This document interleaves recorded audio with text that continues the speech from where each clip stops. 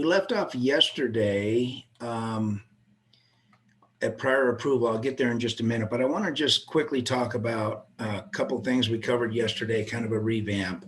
So we talked about the hierarchy of law, which is just an important concept to keep in the back of your mind when you're looking at all these various regulations and stuff.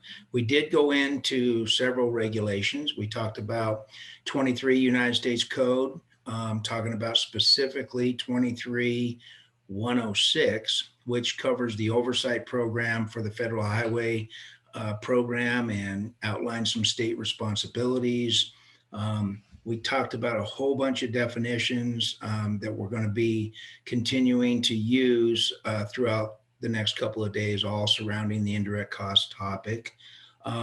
We pretty much hammered out the differences between directs and indirects and things you should look at to determine, whether a cost is direct or indirect. And then yesterday, the second half of the day, we got into the cost principles, which we're going to continue today. But in those cost principles, those basic considerations, necessary, reasonable, allocable, legal. We talked a little bit about consistent treatment.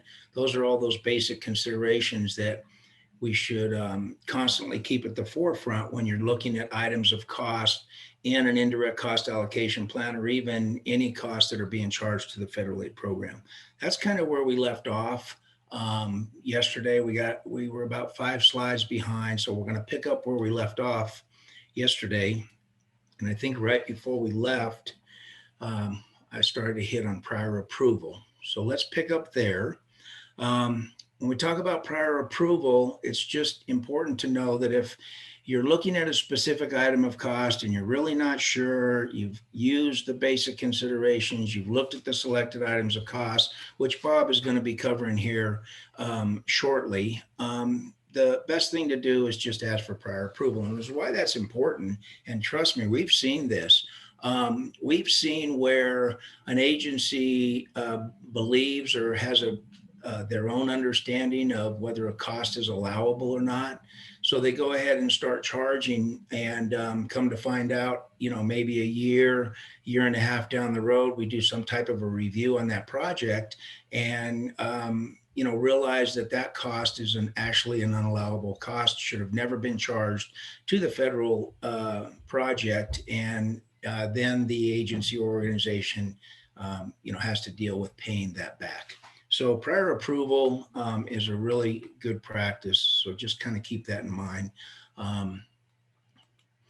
There are some other limitations when we talk about allowability and talk about the cost principles. There are some other limitations that you may find that either the awarding agency or the actual program itself might have some limitations that are above and beyond what you find in the cost principles. Couple of examples that I can just think of off the top of my head. If any of us were around for the American Recovery Act, that those federal dollars was a specific program that was kind of incorporated under the federal highway and so many other government programs, but there were specific projects that were allowed for those funds, not just your normal off-the-shelf type projects that you may have had in your STIP or your TIP. Another good example more recently is the COVID-19. After COVID-19, the supplemental federal funds that are being provided out there, there's some limitations to allowability on what those funds could be used. So those are just some good examples, and just so you're aware that the cost principles are pretty much a general concept, but the awarding agencies or the cognizant agencies can programmatically put some other allowability limitations on federal dollars. And you can read about that in 200.408. So let's talk a little bit about special considerations. And you can find this in 409, and we don't really go into these a lot, but in addition to the basic considerations of the cost principles, not like they can't make this any more difficult, right? But in addition to those basic considerations that are outlined in those cost principles, There's also some special considerations that you'll find in those various paragraphs you see on the various sections you see on the slide there.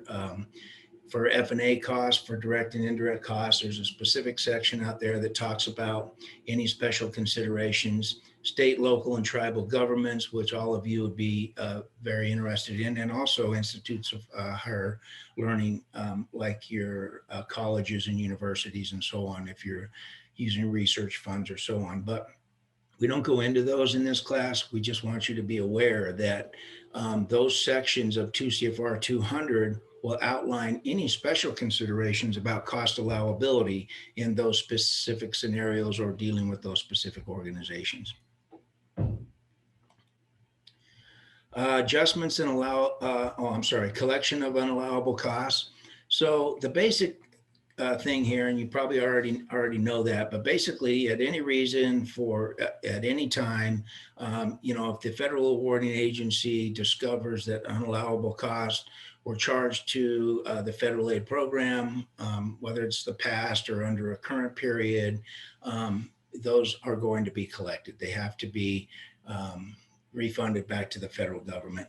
I think you all are pretty much aware of that, and 410 talks about that, collection of unallowable costs.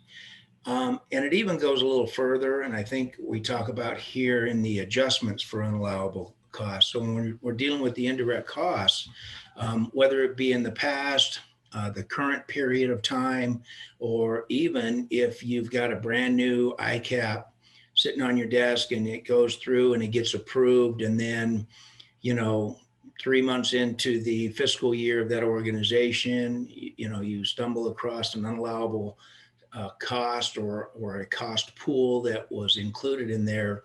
200.411 talks about the adjustments of those indirect cost rates, whether it be past, present, or future, if you're in one for a future year. So that's just, once again, something to be aware of, that, those indirect cost rates, they can be looked at any time, they can be audited, and any unallowable costs need to be refunded or adjusted for going forward. Okay, and that catches us up pretty much from yesterday. Yesterday, the last 30 seconds, I rattled off these. These are still valid. Read ahead if you haven't had a chance. Pick them up later today or whatever, because as we move forward in the next couple of days, we're going to get deeper and deeper into Appendix 7 and that ICAP example that we provided for you. So let's take a look at what we're doing today. I'll be turning this over to Bob to finish up the selected items of cost in the cost principles piece. Bob will also cover centralized services. And then I'll pick up the ball again and we'll talk about the types of direct cost bases, simplified or multiple rate allocation method. We'll also talk about a special rate in that allocation methods, when to develop a special rate or if you need a special rate. And then we actually get into at the end of today is types of indirect cost. And just as we said that, claiming indirect cost has benefits and drawbacks, the various different types of rates also carry with them certain benefits and certain drawbacks based on your size of organization and the needs of that organization with regards to indirect costs. So that's where we're going today. And without further ado, let me stop sharing and I'll bump this over to my partner, Bob. So as Eric mentioned, and I'm going to kind of remind everybody, and let's keep in mind about what Eric covered yesterday and the basic considerations. So if we think about indirect costs and reviewing of an indirect cost allocation plan, the cost principles really are very important to use as a resource when you're reviewing plans and also when you're developing a plan, because as Eric mentioned, if we find any unallowable costs or are there any unallowable costs included in any of your pools, then it's possible that the calculation could be incorrect and you could be overbilling indirect costs based on those unallowables. So as you're looking at indirect cost allocation plans, it's very important. One of the first things that I always do when I'm looking is I try to see where are the excluded items, where are the unallowables, because every state DOT and every entity will incur costs that are allowable at the local level or with state dollars, but are not allowable in the federal program. So there are going to be costs that you all incur out there that are not going to be allowable to bill to the federal program. So we need to understand what those are and how to apply these principles. So if you think about just a regular federal aid project, just like a project, and using the information that Eric talked about yesterday in defining a direct cost and an indirect cost, for the most part, it's pretty easy to identify direct costs, and it's fairly easy to identify if they're allowable or not. So if we think about a construction project, they're doing, re-asphalting a roadway, and it's between this milepost and this milepost, and they deliver a certain amount of asphalt to that roadway to cover from that milepost to that milepost. It's very easy to say, yes, it's necessary to have asphalt to do the overlay. Yes, we did a low bid contract with this contractor, and we can easily say, yes, that's an allowable cost. Where it becomes more difficult, and that's what we're going to talk about now, is the selected items of cost. There's always these costs out there that are questionable. We are curious to know, are they allowable? Or we need to know, can they be billed as a direct cost, or can they only be billed as an indirect cost, or vice versa? Because there are types of costs like that out there. So these selected items of cost are where you go if you have a question about a specific type of cost. So the list is not an all-inclusive list. So it's very likely that if you have a unique cost and you can't find it in the selected items of cost in 2 CFR 200, it doesn't mean that it's necessarily unallowable. Now it means that we need to apply those basic considerations. Is it necessary? Is it reasonable? Are we allocating it correctly to the project? Does it benefit the federal award? All of those questions that we have to ask in order to identify if it's an allowable cost. And to Eric's last point, the most important thing is if we have a question and we're not sure, let's get prior approval. Let's run it up the chain. Let's, ask the division office, and then if the division needs to, they can ask up to our headquarters office to get a final determination on if a cost is allowable or not. Because in the end, if like Eric said yesterday, it's better to ask for permission and not forgiveness, because unfortunately we are unable to give forgiveness. If you incur an unallowable cost, we cannot allow that to be billed, so you have to pay it back. These basic considerations and these selected items of cost, they apply whether or not an item is direct or indirect. And if you read these sections, and I'm going to go out to 2 CFR and we'll look at it here in a little bit, but you'll see that they talk about, hey, when this cost occurs in this way, it could be a direct cost or an indirect cost. A good example would be like compensation. Our employees that work in our organizations, some of them work directly on projects and are direct employees, and some of them are considered indirect employees because they don't necessarily work on individual projects. They support the whole program. So we need to identify how we identify your direct employees versus indirect employees in your indirect cost plan. And then we need to make sure we have that consistent treatment. So Eric talked about that yesterday a little bit, but we want to make sure that we have consistent treatment. For example, we'll talk about travel, but I have seen this in the past where if an employee is traveling for a state-only project, then the state requires that employee to apply state rules, which would be, a lesser per diem rate. But when that employee works on a federal project, they allow that employee to bill a higher federal rate. Well, the travel rules say that we need to have consistent treatment. So if that entity has a travel policy that says that the per diem is less than what the federal per diem is, then that same per diem should be used on both the state program and the federal program. We can't just increase it because we have federal dollars and then decrease it down to, you know, whatever the local dollar amount is. So just make sure that as you're billing costs, that we have consistent treatment across the local, state, and federal programs. Let's see here. So the way we have this set up, and you can see on the screen that we have some lighter colored sections and some darker colored sections. This is not an all-inclusive list of even what's in 2 CFR 200. These are the ones that we normally might see in the federal aid or federal highway program. The lighter colored boxes, I'm going to try to cover in a little bit of detail. And then if there's any other ones out here, what I'd like to do is we'll open it up to the participants, and we can, if you have questions about a particular type of cost, then you could bring that up and we can talk about it.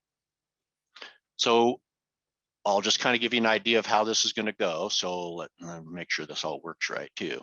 Okay, so we're going to talk about advertising and public relations. And so all of this comes right out of 2 CFR 200. And after I show you a couple of these, I'm going to go out and we'll show you where they're at. But the important thing to understand, and this is why I do advertising and public relations, is because there are certain activities in this section that are allowable, and then there are some very specific activities in this section that say that they're unallowable. And you all may have heard of some of these things. And so as you're developing your indirect cost allocation plans, or you're reviewing your cost allocation plans, we need to make sure that we're seeing exclusions of these public relations types of activities. So for example, advertising and public relations, if you go into this section of 2 CFR in the selected items of cost, it says, yes, we will participate in the cost of advertising for your organization to recruit your personnel. We participate in advertising of procurement of goods and services, disposal, program outreach, cost of communicating with public and press. Those are all allowables. What we don't participate in, and these are activities that your organization will expend dollars on, you'll spend your local dollars for these, and that's why it's really important, and this is where people get a little bit confused, is we always have to think about what is the benefit to the federal program. If we're using federal dollars, we have to say, what is the benefit to the federal program? Yes, there could be a very good benefit for the local or the state program, but the federal government is only going to participate if there's a benefit to us. So we have to look at this public relations. Cost of meetings, conventions related to other activities of the entity. So if it has nothing to do with federal highway or highways or anything like that, any kind of public relations activities, those costs have to be excluded. Those are not allowable indirect costs that can be included in your indirect cost pools. Salaries and wages of employees engaged in setting up and displaying exhibits, making presentations and briefings for these activities that have nothing to do with federal highway. Those are not allowable costs. Any promotional items, and we see this one a lot, you know, it makes sense. We understand that, you know, to promote a program or do something, let's buy, you know, pens or shirts or hats or whatever, and put our logo on it and charge that to the federal program, and we'll give them out to everybody. Those are not allowable costs. You can procure those with your state and local dollars, and you can give them to, you know, participants in various different things. But any costs related to promotional items have to be excluded. Those are not allowable to be billed to the federal program. Then cost of advertising and public relations designed solely to promote the non-federal entity, really doesn't have anything to do with federal highway or other federal programs. You're going to want to exclude those types of costs from your indirect cost pools. So, you know, advertising and public relations is a really good one to start with because it does have a lot of yeses and nos in it. If you go to advisory councils, These costs are allowed, but they're only allowed if there's a federal statute that allows those costs. So for example, in Federal Highway Administration, normally we do not allow advisory council costs. And I have seen this question come up very recently where a state or a local government wanted to have these, it's a volunteer advisory council, and they wanted to pay them a stipend or some sort of reimbursement of costs for that advisory council to, provide advisory services or whatever. And those types of costs are not allowable in that situation because we didn't have anything in our statute. That was just in our regular planning program. In our recreational trails program, we have something in our law in 23 USC that very specifically says that in the Rec Trails program, every state will have an advisory council, and that the costs associated with that advisory council may be allowable using certain types of Rec Trails funds.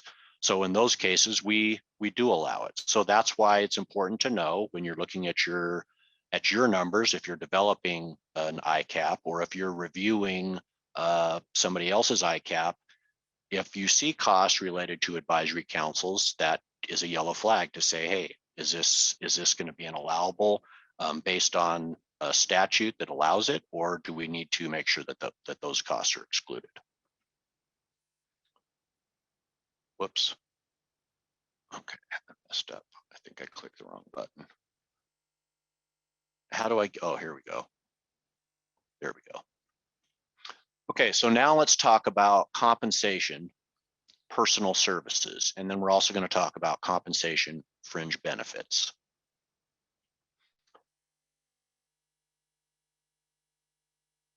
And each of these slides do have multiple, so I'll just cover this one: collection of improper payments, either as a direct or an indirect charge incurred to collect improper payments. It is okay. So for example, if there was a payment made and you need to collect and there's a cost to collect, then those costs could be allowable in your indirect cost pools. We're talking about compensation. So compensation, and I'm going to jump out and show you in 2 CFR 200 because we basically have 4 bullets here, or 5 bullets. But this section of 2 CFR is very detailed. It goes into a lot of detail on types of compensation, what is compensation, letting somebody, and then also in the fringe benefits, what is a fringe benefit? So we're going to look at that in a little bit more detail, but basically what it says in this section is as long as it's reasonable, consistent, and allocable to the federal award, then compensation is an allowable cost. And when we say reasonable and consistent, that means they need to be paid the same regardless of if they're working on a state project or a local project or a federal project. It has to be based on records accurately reflecting the work performed. So this is very important. This is where time sheets are very good documentation, whether they're manual paper time sheets or some sort of an electronic timekeeping system, anything where you can document and show that an individual, an employee, worked for a certain amount of time on a particular activity. That's going to be your supporting documentation to support that cost. So we need to have that. Also, blended funding. If you do have blended funding, that's okay. Those are allowable costs. Hiring of an employee according with entities' policies and meets applicable federal requirements. So in order for compensation to be an allowable cost, it has to be done in accordance with written policies and procedures. So we haven't really talked about it a lot in this session, but 2 CFR 200 in subpart D has very specific standards. And Eric did briefly talk about it yesterday when we were talking about the policy guide in subpart E. But basically, you have to follow the requirements in 2 CFR 200 subpart D for delivering a federal award, those post-federal award requirements.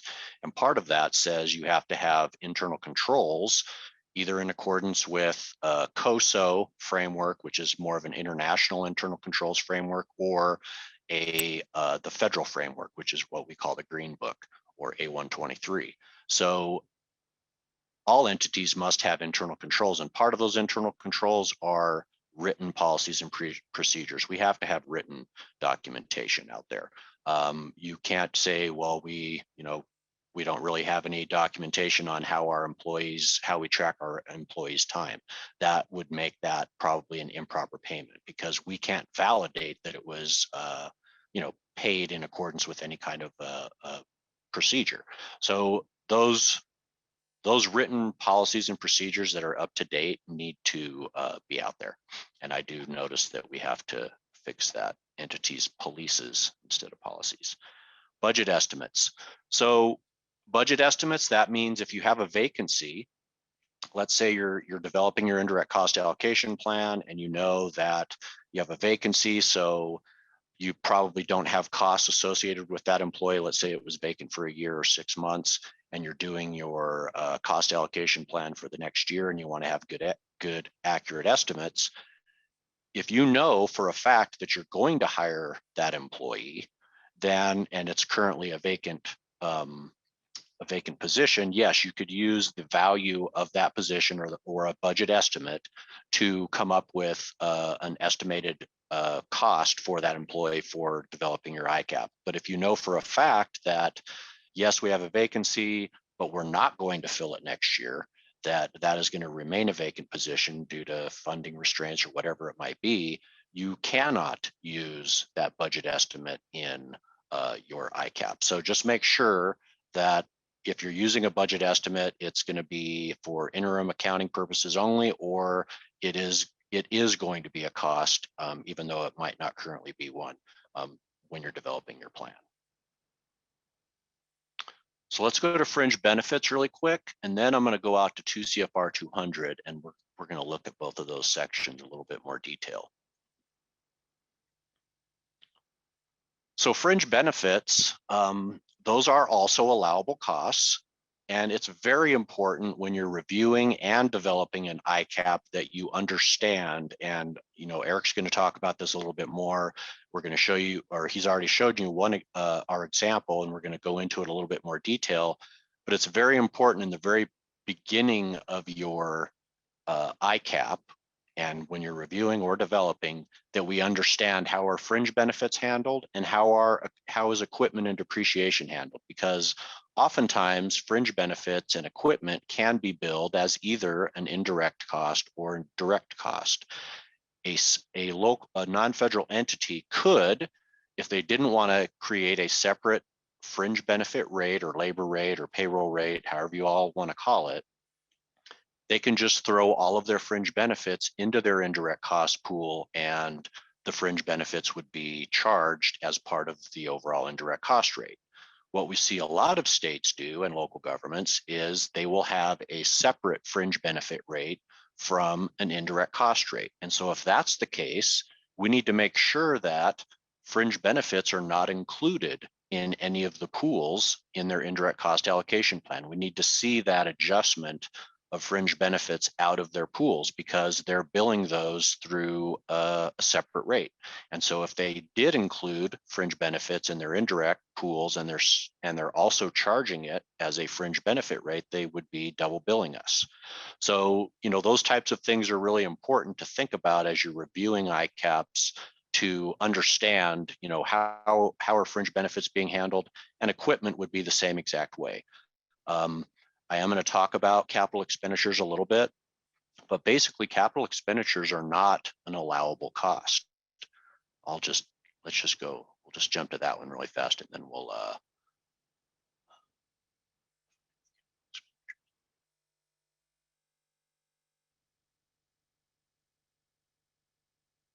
where's equipment at? Okay, I'm sorry. So we'll talk about that. Let's go out to 2 CFR 200. So here is, I'm going to zoom in just a little bit.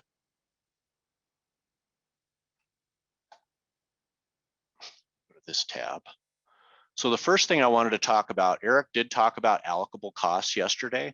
this is the section on allocable costs. And one of the things, normally when we talk about allocable costs, we are talking about indirect costs, because those are the types of costs that are hard to allocate. Those are the ones where, there's a lot of different, an individual might be working on many different activities, and it would be unreasonable to have them track their time by activity.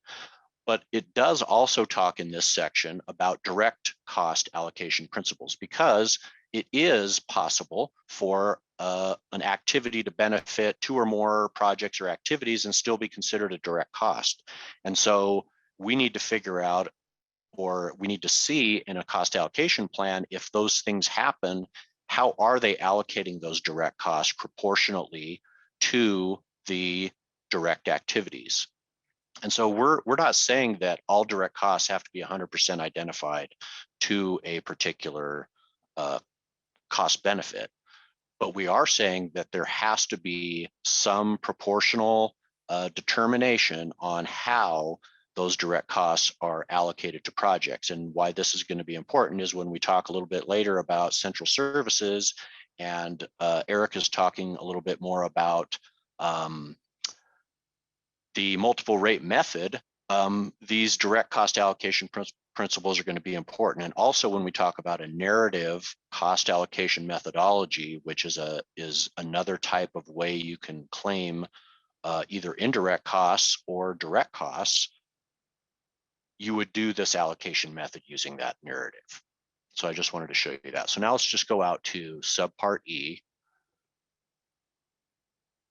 So I'm in 2 CFR 200, the ECFR, like Eric showed you yesterday. So I'm going to go down here to subpart E. Here's subpart D, where I was talking about all of those standards that you have to have in place if you're going to deliver a federal award. And right here is the internal controls, where it says you have to have internal controls in accordance with COSO or the federal standards. So here's our cost principles. And Eric covered all this yesterday, our basic considerations, definitions of direct and indirects. Here's those special considerations that he was talking about earlier today. And then here's where we're at now. And on that little slide, we had all the little boxes, but basically here is all of the list of the selected items of cost that are currently in 2 CFR 200. So I'm going to go to compensation, personal services, just to show you that, it's very detailed, and it really identifies all of the different things that you have to consider when you're reviewing compensation for allowability. So, generally compensation is, it defines what compensation is, and it basically says that compensation is allowable to the extent that they satisfy the specific requirements of this part.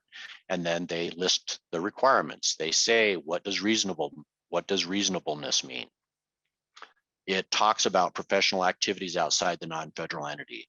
One of the things that's important to think about in each of these sections is sometimes they specifically identify requirements for a specific type of non-federal entity. So you'll see down here, it's talking about what types of costs are unallowable. But then down here we have nonprofits. This is very specific to nonprofits. And then basically the whole rest of this section is talking about institutions of higher education. So, I've been recently working on the National Summer Transportation Institute, which is a grants program that that universities apply for grants, and we actually had to use this a little bit because, we have to apply this IBS rate, which is a standard faculty rate that universities have to use, and so we have to make sure that they understand and that we understand that we're using the correct salary basis. Are they doing work outside of their regular because faculty members normally get a salary. So are they working outside of their normal time? Or is this extra salary on top of their regular salary that they're working? So those are all the kinds of things that you have to think about as you're reviewing costs for just the regular program, and then also as you're reviewing costs as they're coming in for an indirect cost plan. And then if we come out here to fringe benefits,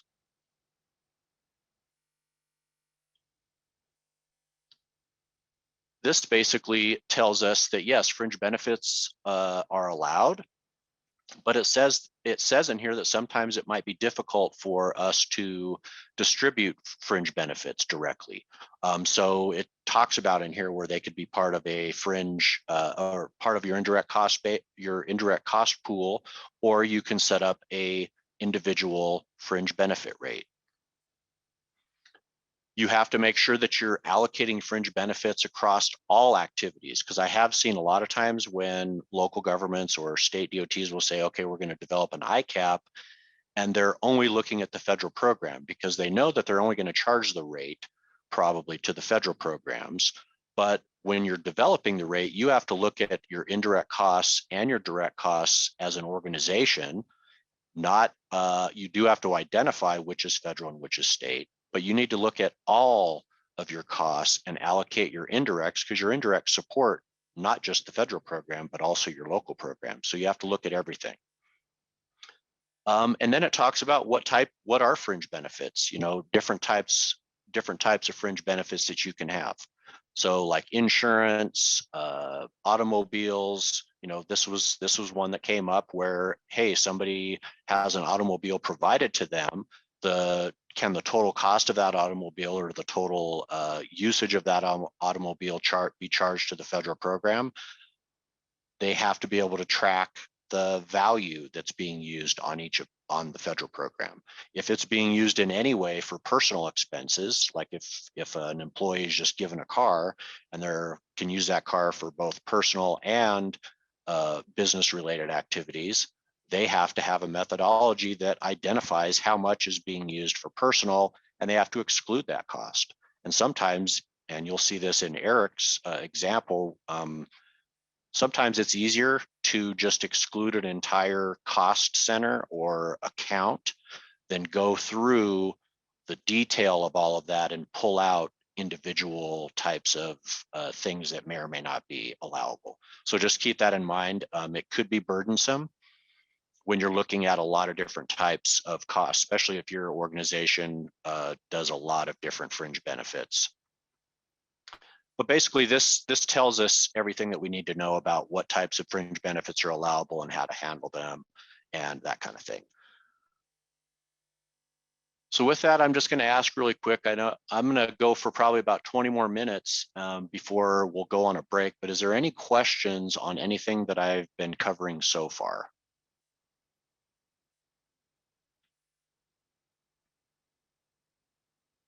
Okay. So instead of just going back to the slide deck, I'm going to just come in here and we'll look at a couple of these other ones. And then if there's any in here that you all would like to talk about, let's do that. So one of the ones I wanted to talk about is equipment and other capital expenditures. And I couldn't find that on that slide, but it's in here. So this is a very important one because equipment and capital expenditures, and you'll see right here, capital expenditures for general purpose equipment, buildings, and land are unallowable as a direct charge except with the prior written approval of the federal awarding agency or past serenity. So when we're talking about capital expenditures, that means the full purchase price of something, of a building, of equipment, or of land. So of course, land, when we're talking about the federal aid program, we have a right-of-way program. We allow, in accordance with our statute and regulations, we do allow right-of-way purchases to be a part of our capital expenditure that's included in our program. Equipment and buildings, we really don't allow that. That is normal general purpose equipment. If you want to buy a vehicle and you're going to use that vehicle, that's where we have to think about allocability. If you go out and buy a $20,000 vehicle, does it make sense to charge the full $20,000 to one federal aid project? And then, that project's, 2-year project, and that vehicle has, say, a useful life of 5 years. It's not an equitable benefit to charge the full capital purchase price of capital expenditures to federal programs. So we have to figure out, how do we bill those costs? Well, capital expenditures have depreciation. Capital expenditures have operating costs. capital expenditures have maintenance costs. So we can identify all of those costs associated with capital expenditures, develop a rate, or include those costs in an indirect cost pool and bill them that way. So that's really the intent of capital expenditures, is that you all have to incur those capital expenditures with state or local dollars, and then bill the federal programs an equitable amount based on some sort of methodology. Tammy has a question. Hi, Bob. Are pension obligation bonds allowable? These were included in a county's loaded labor rate calculation. So that is actually a very good question. And I wasn't sure if I was going to bring it up on this call, but since Tammy asked the question, I am going to bring it up. So this was one of the questions that came up, and this was a California question that came through me, and I had to take it up to our headquarters. And that is regarding pension obligation bonds. And so what I had to do when that question came from the division office, Rodney sent it up to me, and then I had to reach out to our headquarters office. But I actually went out to the section on fringe benefits, because that's where it talks about pension costs. I couldn't find anything in that section. Right here, fringe benefits. When we come down here into pension costs, it says that actual or what was it? A pay-as-you-go pension plan costs must be computed using a pay-as-you-go method or an acceptable actuarial cost method in accordance with established written policies and procedures. So when you first read that, a pension obligation bond, which is not a pay-as-you-go or a acceptable actuarial cost method, you would first think, hey, yeah, maybe pension obligation bonds are not allowable. Well, that question has been asked before. And California, I can't remember which entity submitted the question, but they had documentation from OMB, which is the Office of Management and Budget, from 1994. They had further documentation from 2003 from Health and Human Services that supported that 1994 memo, which basically, that memo was basically saying that yes, certain pension plan costs could be allowable, but there are certain criteria. And so Tammy, I'm not going to go through all that criteria on the call, but we did send Rodney an email. Our headquarters sent him an email regarding the pension obligation bonds question, and it does say that costs are allowable, but they have to meet certain criteria. And they could be loaded into a labor rate calculation because they are a pension cost. It does make sense for them to be in a fringe benefit rate. We just want to make sure that they were calculated the correct way and meet those criteria. So Rodney, I'm not sure if you're on the call and if you've shared that email yet, but I'm sure that will be going out pretty soon. Yeah, I am here, and I did pass that information on, and it went over to A&I, in particular Carvin. I ended up responding to Carvin, and I think he had someone else on the email distribution. But if you give me a second, I can get the specific names, but I did send it over to Carvin yesterday. Okay, yeah, that sounds good. I just wanted to make sure, because the question, Tammy, are you do you work for Caltrans or audits? Yes, I do. Okay, so yeah, you should be getting, if it went to Carvin Seal, Carvin Seals and Herbert Chan. Oh, okay, great. I'll check with them. Thank you. Yep. Okay, but that was a good question, because that's kind of what happens if you have a questionable cost. And I do want to show you this. Let me just show you this section.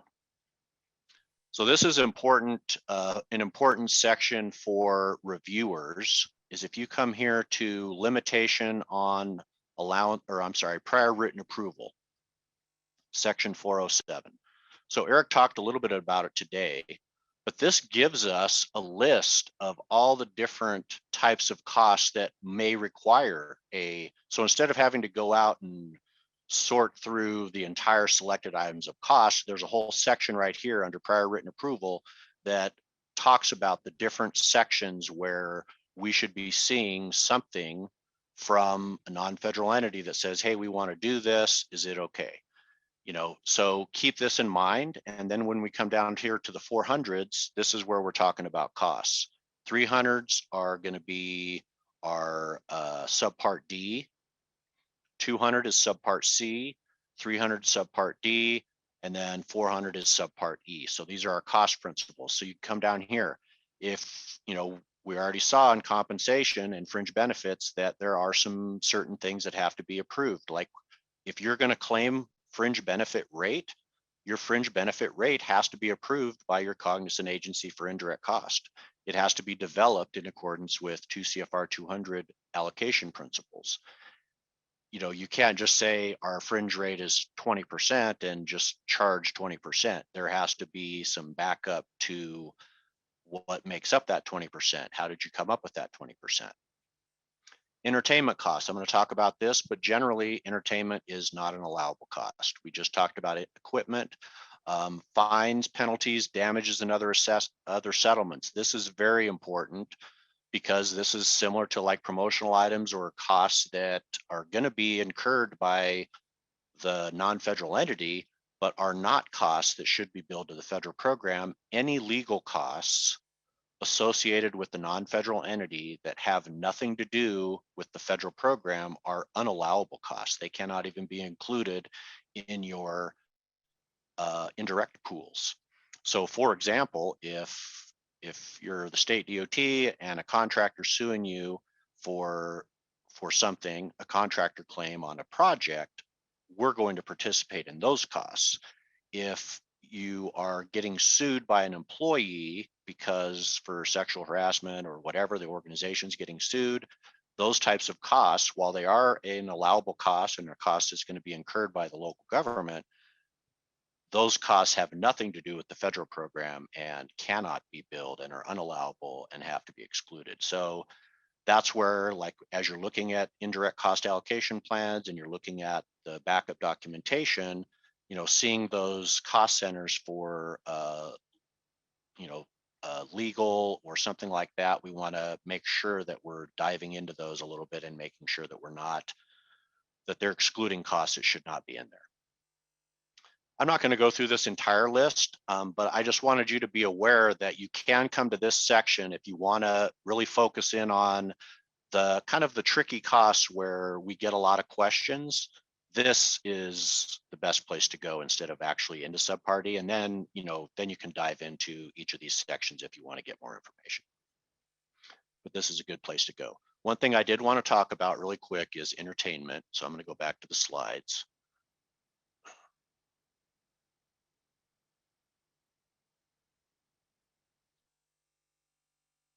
So for entertainment, and this is where it gets a little bit tricky with, and like Eric said yesterday, we put all of our instructor notes in your workbooks. So you're going to see what I'm going to talk to you about on entertainment here. But basically, entertainment costs are unallowable, similar to alcoholic beverages, unallowable. But with entertainment, if there's a programmatic purpose, then it could be allowable. And so when we think about entertainment and you think about programmatic purpose, it seems kind of silly, but when I tell you what entertainment means, then it'll make a little bit more sense. So if we have a programmatic purpose, entertainment costs could be allowable, and those types of costs have to be authorized by the federal awarding agency. So what is an entertainment cost? An entertainment cost is generally not allowable, but food or meals in accordance with the appropriations law are considered entertainment expenses. And so this is where we get a lot of questions. If we're providing food as part of travel, then we can go to the travel section in 2 CFR 200, and it very specifically says in there, yes, if you have written travel policy for per diem, or you're even paying actual costs, and you have policies and guidelines for travel, yes, food is an allowable cost to pay for your employees when they're traveling. There's another section that talks about conferences that says, as part of a conference, if we have food or beverages, it's incidental to the conference, so it's not a major part of the conference, but we're providing food and beverages and that's reasonable, then possibly with documentation, we could support that. In all other cases, food and beverages are not an allowable cost. And where I see it a lot is, hey, we have a committee meeting, or we have we're getting together a group of people to talk about a very specific project. Yeah, that's all great. And the time of those people talking about the project may be chargeable to the project. But if you do it over a lunch break and you pay for a meal, that is an unallowable cost. And we need to make sure that that is not excluded. So what do the appropriators say? Basically says food or meals are not identified as a separate selected items of cost. So if you were to go into that list, there isn't a section that just says food or meals. You have to go to, okay, we're providing food or meals as part of travel.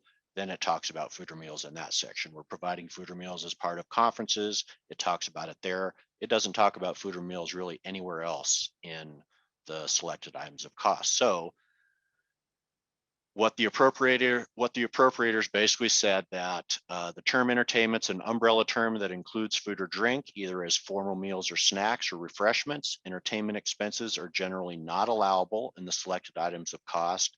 And in volume 1, chapter 4, it basically says the basis for the rule is that entertainment is essentially a personal expense, even where it occurs in some business-related context, and except where specifically appropriated for, entertainment cannot normally be said to be necessary to carry out the purposes of an appropriation. So that's really where we have to look is it necessary? What is the benefit to the federal program?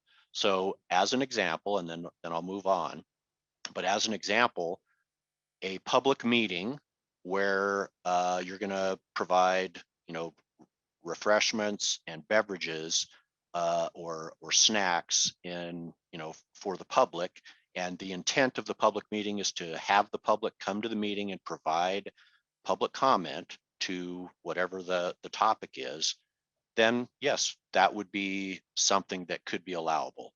There is a benefit. It could be an incentive to bring the public in.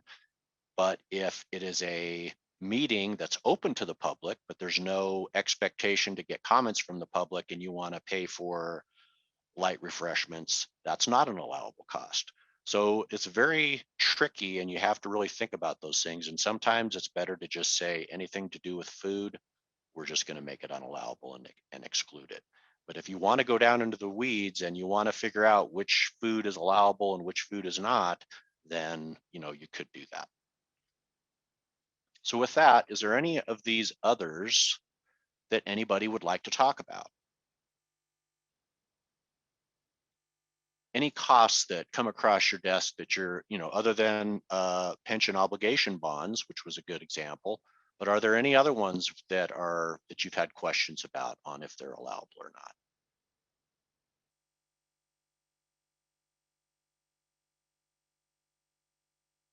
Feel free to put it in the chat pod, and we can just jump out and talk about it.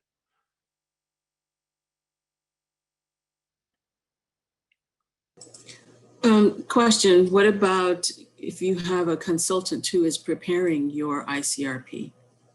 Okay. Yes, that's a good question. So you hire a consultant, and that consultant's going to develop your indirect cost allocation plan. As long as you hire that consultant using appropriate procurement principles, that cost of that consultant could be included in your indirect cost pool for the next year, unless you can identify what the cost would be for this year as you're developing it. But yes, those costs, because whether you hired a consultant or you had a staff member do it, there would be a cost associated with developing. But most of the time that cost is going to be an indirect cost. So, but it would be an allowable cost, yes. Consultant, as long as if you go to professional services, it's called. So this is where consultants show up. So professional services, and this would be, this could be CPA firm that is doing your audit. Like if you have a single audit that needs to be done, those types of costs are allowable.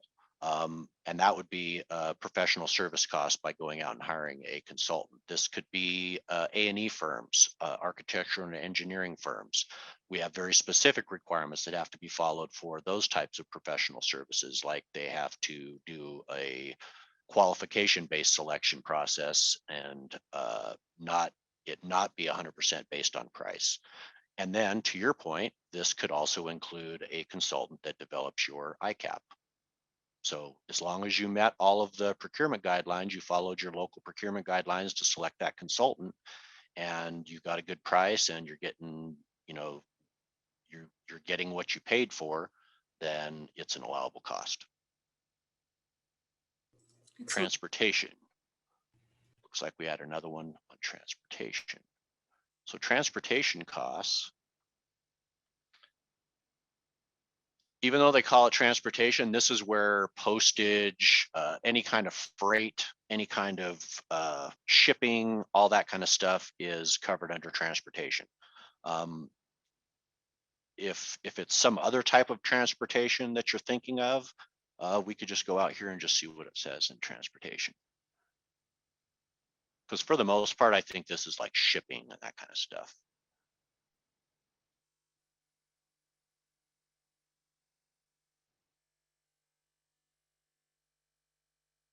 So transportation costs. Freight express, cartage, postage, and other transportation services relating either to goods purchased in process or delivered are allowable. And they can be charged directly if we can identify them specifically to a project, or they can be included in an indirect cost account.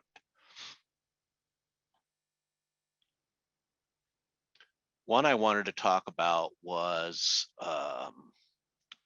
memberships. So memberships are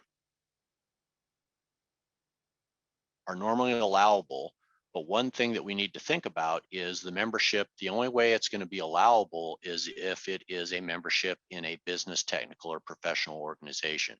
If it's a membership to something other than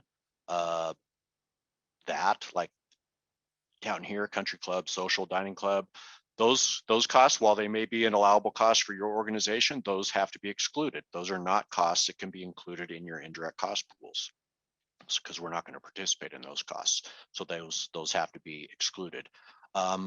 Federal Highway Administration, we work a lot with AASHTO, which is a lobbying organization, and there are membership and subscription dues for AASHTO. And one good thing that AASHTO does, but the thing that you need to keep in mind is, as part of their membership fee, they have a lobbying part of that membership fee.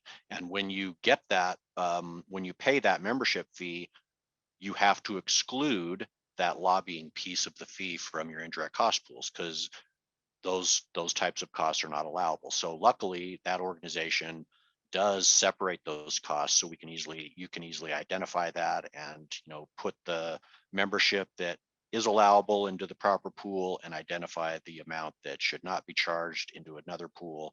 But some organizations may not do that, so you have to kind of be aware of that. If it is an organization that does lobbying and they don't separate out their lobbying types of fees, or they don't say something very specific that all of the membership fees do not go to lobbying, something like that, we need to make sure that we're excluding those types of things. Okay, with that, I'm going to jump back into here and we're going to talk about Appendix 5, and then I'm going to turn it over to Eric.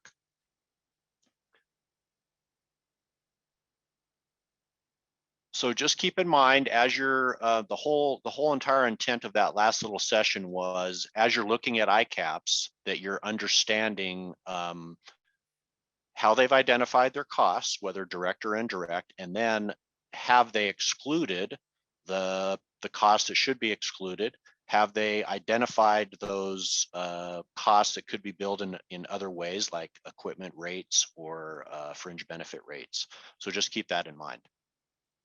Now, the next thing we're going to talk about is in Appendix 5. And so most everybody on this call most likely is not going to be too involved with the Central Services Cost Allocation Plan. What a Central Services Cost Allocation Plan is, it's the documentation identifying, accumulating, and allocating or developing the billing rates for state or local government. So for example, the state of California submits to Health and Human Services on an annual basis the state of California Central Services Cost Allocation Plan. And what that Central Services Cost Allocation Plan does is it says, okay, all of these departments, and we'll just use like the California State Treasurer as an example, the state treasurer does provide services to all the different departments like Caltrans. And so they identify all of their costs for providing these services, and then they distribute those costs to all of the various different departments based on this Central Services Cost Allocation Plan methodology. That is done by HHS, which is Health and Human Services. Their Health and Human Services is the cognizant agency for statewide government. But then that bill is going to go to, say, Caltrans, and Caltrans can include these costs that are being billed to them in their indirect cost allocation plan. So it's important to understand how the Central Services Cost Allocation Plan is developed, how it's costs that are provided by a central entity like a state government or a local government, because this could also be at a local government level. You may have, services that are provided to your department in the local government by an overall local government agency, and so they may have a Central Services Cost Allocation Plan. But these costs basically are indirect costs, and you need to, if you're going to claim these, and Eric's going to show this in a little bit after I get through these slides, he'll show you an example of Vermont's Central Services Cost Allocation Plan and what that looks like. It's really high level and shows, just dollar amounts that are going to be charged by department within the state to each state agency, but it is the documentation we need to include in your cost allocation plan. So in addition to the statewide Central Services Cost Allocation Plan, governmental units can also have an agency-wide Central Services Cost Allocation Plan. And oftentimes that is going to be submitted as part of your ICAP. The statewide Central Services Plan, as I mentioned, is submitted to Department of Health and Human Services. All major local governments are also required to submit a plan to their cognizant federal agency, and then pass-through entities. So Caltrans, if you're providing funding to a local government and that local government doesn't have a cognizant agency for indirect cost, then it's possible that Caltrans may have to review a Central Services Cost Allocation Plan. But as I mentioned, the statewide cost allocation plan has to go through Health and Human Services. But if you're using a multiple rate method, which Eric's going to talk about in the next section, it's important to understand the Central Services Cost Allocation methodology, because you may use this just within your own department. And I'll show you, I'll give you an example. So there are two different ways that we can bill central services, and this would be whether it's the statewide level or at the agency level. So we can bill the central services, and when we bill a central service, we have to come up with a fee for service or a similar basis. So, an hourly rate for using computers, mileage rate for vehicles, percentage rate for fringe benefits. So as an example, on fringe benefits, I'm just going to pull up an example of a fringe benefit rate really fast. I'll zoom in. Can you all see my spreadsheet? Yep, we got it. Yes. Okay. So this is just a very simple spreadsheet for determining a fringe benefit rate. So when we think about a fringe benefit rate, we want to think about what is our total payroll. And so in this particular state, we have highway employees and we have patrol employees. So this was a state DOT fringe benefit rate. And so they created a separate rate for each of these different types of employees. So they had to identify their pools for each of these different employee types. So they identified, here is our productive payroll base. This is our payroll cost for our highway employees, $78 million. Then they went out and they identified all of their fringe benefits. So, you know, for one, they have to go out and make sure all of these are allowable fringe benefits. So we need to make sure that they're allowable in accordance with the cost principles. We've already done that and they are. And they've identified what those total costs are. And they've come up with a total fringe benefit number. And then you can see here, they've kind of calculated individual percentages for each of these as a total. But we have this total number. And then they have a variance. So on an annual basis, remember, these are all based on estimates. So if they're looking at their 19 data to come up with the 2021 rate, then it's possible or likely that we're not going to be exactly right on the money. So it's reasonable that we're coming up with a rate, and then we have to look at what our actuals are at the end. So we're building our rate based on estimates. We're billing that estimate throughout the year. And then at the end of the year, we're looking at that estimate and we're converting it to an actual and seeing where were we off? Were we over or under? And then we take that adjustment or that variance into the next year and come up with the rate. So this is a very simple billing method of allocation. And we see this a lot. Fringe benefits is something that we see a lot.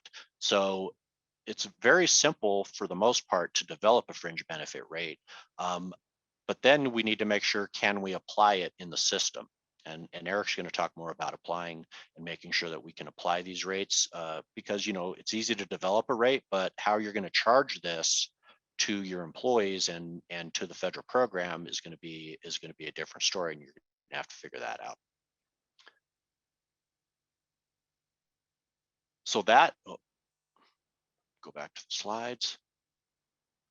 So that's the billed central services cost. And then we have what's called our allocated central services cost. And so this is where you're going to look at, say, an indirect cost center. So maybe you have an indirect cost center and you're going to develop a multiple rate method. So you need to figure out, how does my finance department or my audit department support all of these different departments? And this is how you're going to do it. So you're basically, and let's see how this works. Hopefully it's all coming through. So we have these 4 departments, and we're going to say these are indirect departments within your organization. And so we're going to have to figure out how much audit services have we provided. And the reason why we're doing this is because we want to allocate these audit services costs to our direct departments to identify how much audit services were provided to highways, how much was provided to planning, transit, aeronautics, and so on. So we have to figure out what is a good allocation method. So, or I'm sorry, I started at audit services, but we're in personnel down here. So to distribute our personnel costs, we're going to look at how many employees do each of our direct departments have. And we're going to say, okay, aeronautics has this many, transit, planning, highways, and we're going to proportionally distribute our personnel indirect costs or central services, agency-wide central services costs to these departments. And that's how we identify how much indirect personnel costs aeronautics incurred. Accounting. And you can come up with, these are not, these are not required allocated methods. These are just examples. So personnel, number of employees, accounting, number of transactions. How many transactions did your accounting department do for the highways section? And we're going to distribute the costs associated with the accounting department to highways based on that number of transactions. Purchasing, number of POs, audit hours, number of audit hours, or I'm sorry, audit services, number of audit hours. So this is an example of an allocated central services methodology. And I'm going to just show you really quick an example. And this just comes from, this is Wyoming's Wyoming State DOT's indirect cost allocation plan. And I'm just going to show you just this one page because they use a multiple rate method. And this is kind of an example of what I just talked about. So they have their budget department, their indirect cost department of budget, and they have total allowable indirect costs in their budget department of $1,072,000. And so they want to spread this across all of their direct departments. And so their basis for allocation is going to be what each department's total budget was. So they're identifying of the total budget, each of these departments had this percent of the total budget. And so they're allocating these indirect costs by using that basis of allocation. And so this is by total budget. Those examples we just looked at were number of hours and that kind of thing. So really you can use any allocation method that's going to be equitable and that you can document and explain. Yeah, so just real quick, and then we're going to take a break. But we reviewed Vermont DOT's ICAP a couple months ago, and for their centralized services cost allocation plan, otherwise known for the state level, would be a statewide cost allocation plan. They basically attached this document. So you can come here and you can see, and then I just went over, but this is what we're really talking about here. So for a statewide of Vermont, you can see over on that left column, they've got all their agency and departments. And all the way down here at the bottom is row number 45, which says Agency of Transportation. And then they have it broken down for motor vehicles.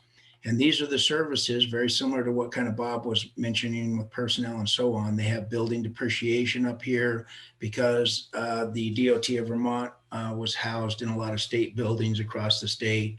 There's the Secretary of Administration, Human Resources, Financial Management, Purchasing, Treasurer, so on and so forth.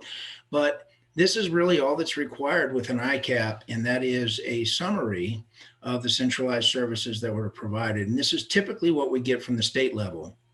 So you can see they got motor vehicles there, and then they've got the all other, which includes the rest of the Department of Transportation. And so these were the numbers that we were looking at when we reviewed the Vermont one. Now, as I tell you this, Vermont just so happened to exclude centralized services from their entire plan. And we'll talk about that when we get into Appendix 7 of why they did that and so on and so forth. But this is just an example of at the state level, centralized services and the summary that was provided with an ICAP for Vermont DOT. So we're going to open Appendix 7 here in just a second, just to review the importance of it. But we've talked for the last couple of days what indirect costs are, what direct costs are, the indirect cost of all the functions and all the organizations, the centralized services. We got to make sure that they're not being double charged. So if you've got something that you're in your indirect cost pools, it can't be being charged direct and vice versa, things of that nature. There's several different cost allocation types of rates that we're going to talk about. But right now, before I do anything, I want to just come back to the ecfr.gov. This is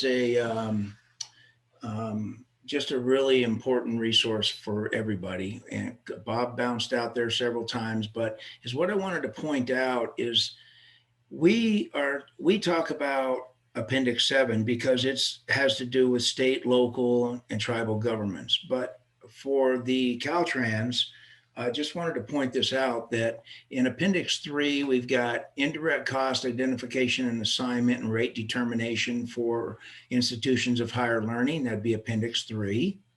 In Appendix 4, you've got the identification and assignment of indirect cost for nonprofit organizations. So there's a section out there for that. And then Section 5 is what Bob just covered. Appendix 5, which is your centralized services. 6 is the public assistance cost allocation plans, if you've got any organizations providing public assistance. And then 7 is where we're at right now. And then 8 also has nonprofit organizations exempted from the cost principles that we've been talking about yesterday and today. So that's just to kind of give you a snapshot of the appendices that are out there for the various indirect costs. But while I'm here, I do want to go ahead and open up Appendix 7, because everything we're going to be talking about in the next hour is all right here. And I'm just going to scroll just to kind of reference, and hopefully you guys had a chance to, familiarize yourself with this, and maybe even do some reading on Appendix 7, because this is really where the heart is when we're talking about reviewing local public agency or tribal governments, and then obviously the other sections that I just mentioned for other types of organization. We've talked about all these definitions here. A lot of these definitions were not found in 200.1 because they are specific to indirect costs. But you can see here cognizant agency, fixed rate, and then they start going into the different types of rates. Like what a predetermined rate is, that's right here, which we're going to talk about that. Provisional rate, we're going to talk about what a provisional rate is.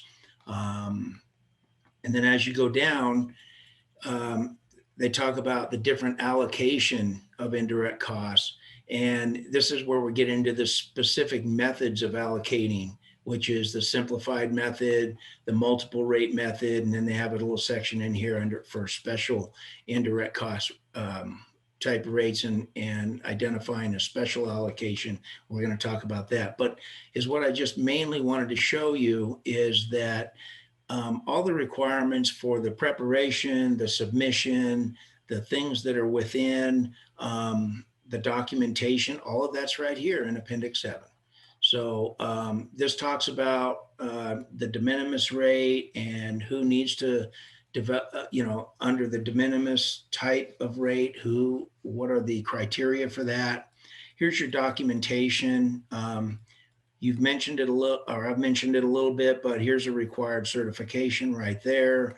And this is, you should be seeing a copy of this basically within your indirect costs. And that's this whole thing.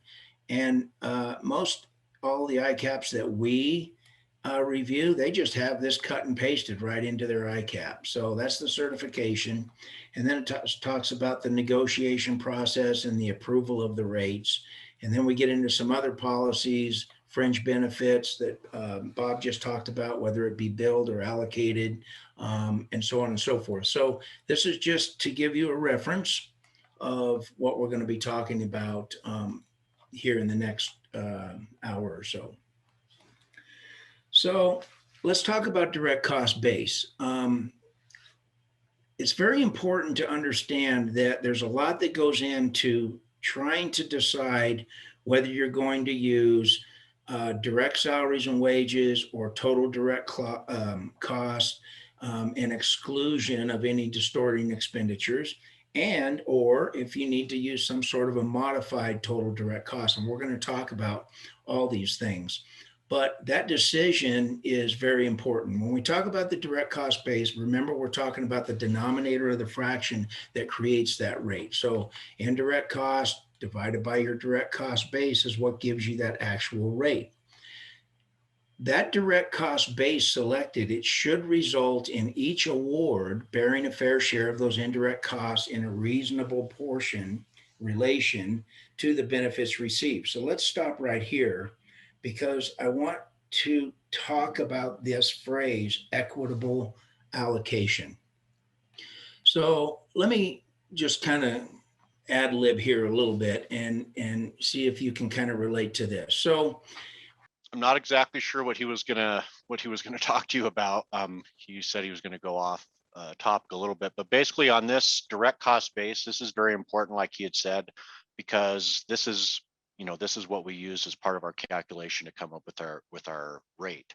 So as Eric mentioned yesterday, the objective of why you're claiming indirect costs is very important when we're thinking about the direct cost base that we're coming up with.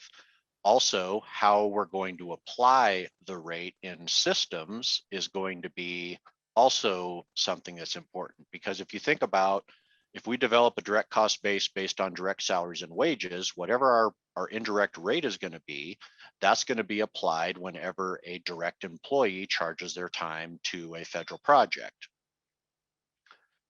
But if another direct cost comes in, say a contractor payment or a consultant payment, something like that, in that case, they would not charge their rate to those types of costs. So their system has to be set up in a way where they can, just bill the rate to direct salaries and wages. If you're going to use a total direct cost base, then the way you apply that would be different in your system. Anytime a direct cost came in, whether it's a direct salary or wage or another direct cost, then you could apply that rate. The percentage of your rate is going to be higher if you have a direct salaries and wages base, because that's usually going to be a smaller number than a total direct cost. And so if you're using a total direct cost base, your percentage sometimes is going to be smaller. So when we talk about is a rate too high or too low, we don't ever know. I've seen rates as high as 200%. I've seen rates as low as 2 or 3%. And so as long as you're understanding what goes into developing that rate, that's the most important, not what the percentage is. And I think a lot of people get hung up on the percentage. So we need to make sure that we're applying that percentage to the correct base. And as long as that's happening, and as long as that base was used when they developed that rate, then it should be accurate. So as Eric just showed you in Appendix 7, there are two different methods that we can use for allocating our indirect costs. We can use a simplified method, or we can use the multiple rate method. The simplified method is what we most of the time see, even in larger DOTs, we see them using a simplified rate. And the reason why is because using a simplified method, you come up with one rate. You only come up with one percentage. You apply that percentage for your entire organization, and it's a lot easier to develop because you don't have to split up your indirect costs as much. And you don't have to make sure that you're charging one rate to a particular employee that shouldn't be charged another rate. So the simplified method is used when agency functions benefit from indirect costs approximately to the same degree. So if you look at your total costs across your organization, and for the most part, your indirects are spread across your direct program for the most part in a good proportion, then a simple rate is a good rate to use. And that's just a simple calculation, determining whatever your direct cost base is, identifying what your indirect costs are, and doing your indirects divided by your directs to come up with your indirect cost rate. If you want to use a multiple rate method, this becomes a little bit more difficult, a little bit more burdensome, because now with a multiple rate method, you're going to have to allocate your costs across your department. So remember when I was just talking about centralized services, we have our statewide centralized services or government-wide centralized services, but then you could also have an entity-wide centralized services where if you want to claim multiple rates for your departments, then you would have to identify what your indirect costs are for each of your departments and come up with a separate rate for each of those departments, and then be able to apply that rate to each of those departments, or however you come up with it, the correct way. So let's look at an example.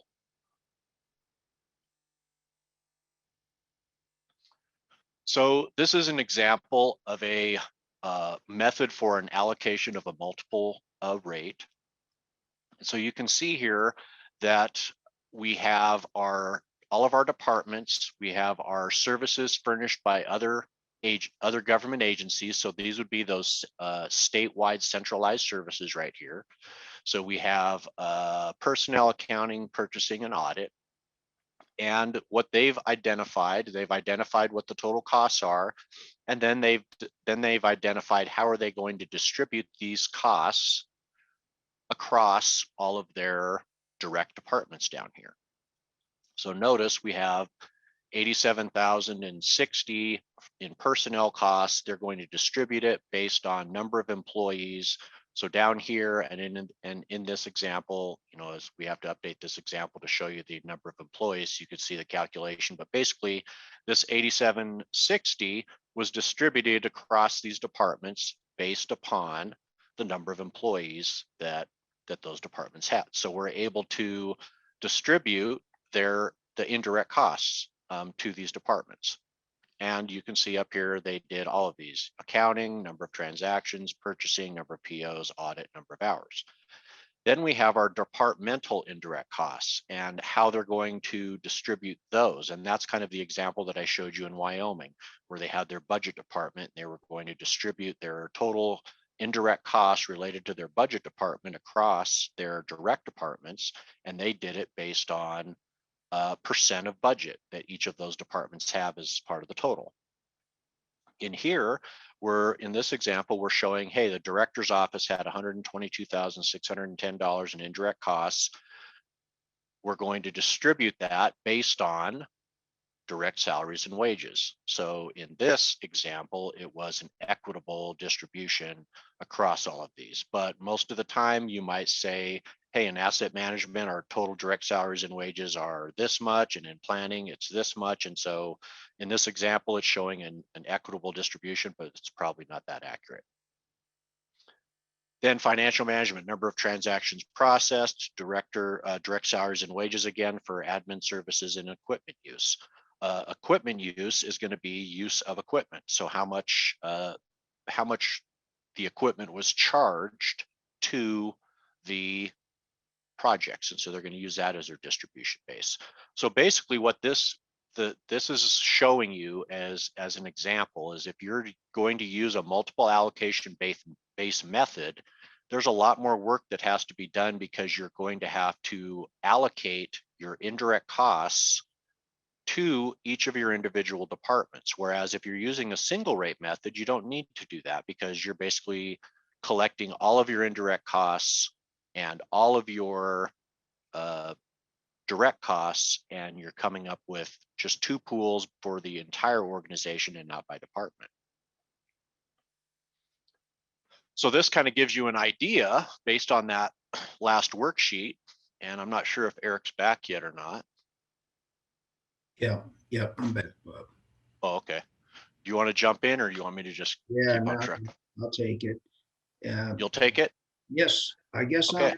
I'm the guinea pig this week. My computer just literally like said Windows biometric something and just went blank. Anyway, I'm back. Sorry for that. I'm sure Bob picked up right where I left off. I did want to go back just to talk quickly about that base and the importance. And I apologize if this is a repeat, but it's important. So, Bob, did you talk about the way your forces are used within your program?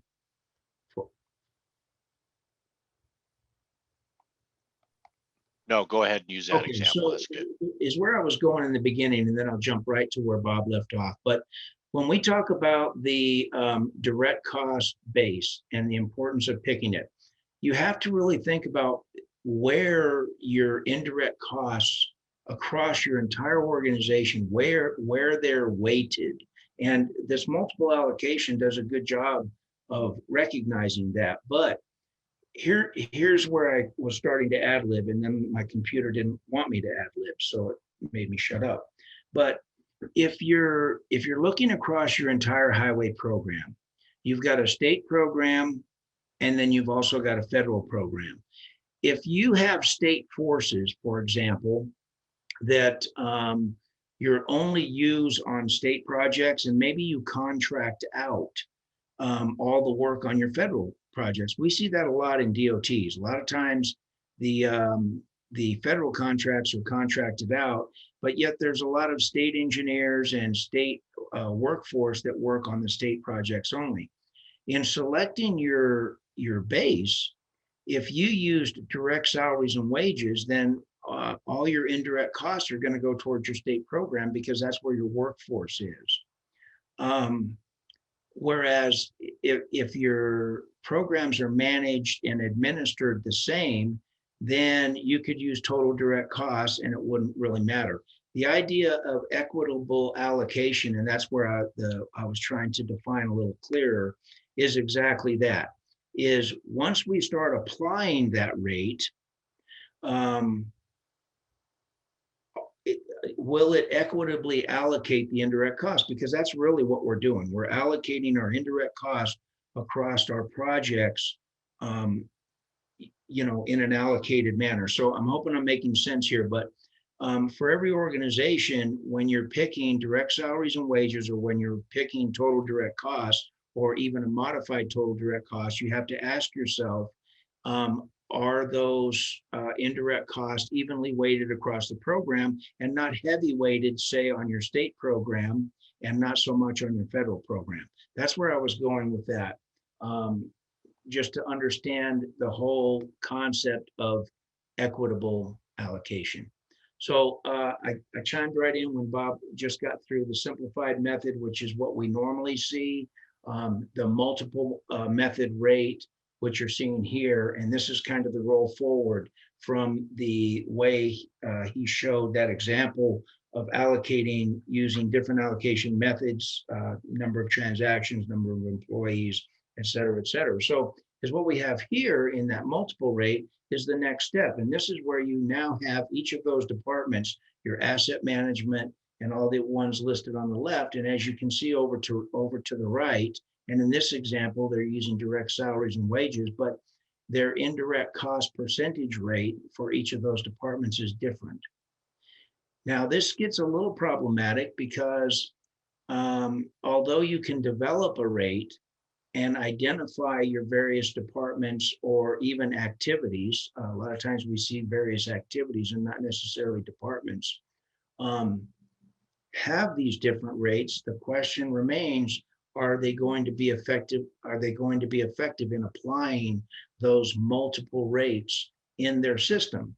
So for example, in this, for the example that you're looking here, if we're using direct salaries and wages, are they going to be able to apply to the salaries and wages of asset management an indirect cost rate of 85.25%, and then turn right back around and those same pay period for those planning personnel, are they going to be able to apply a different rate, which would be 36.43, et cetera? That becomes very complicated on the system side of the house. And a lot of times it's this right here, the ability to do this effectively is what pushes people back to the simplified method. When it's fine to develop a plan to recognize the various weights of indirect costs that are distributed across your organization in what you see here. But when it comes to applying, you might have to go ahead and shift from this. You can still have this as part of your plan just to recognize where your indirect costs are at. But in the end, you might end up doing a simplified rate that would encompass this and equitably allocate across your organization. Any questions on that? I know that was kind of a ramble, but I just wanted to make sure that we understand this concept of equitably allocating. Okay, cool.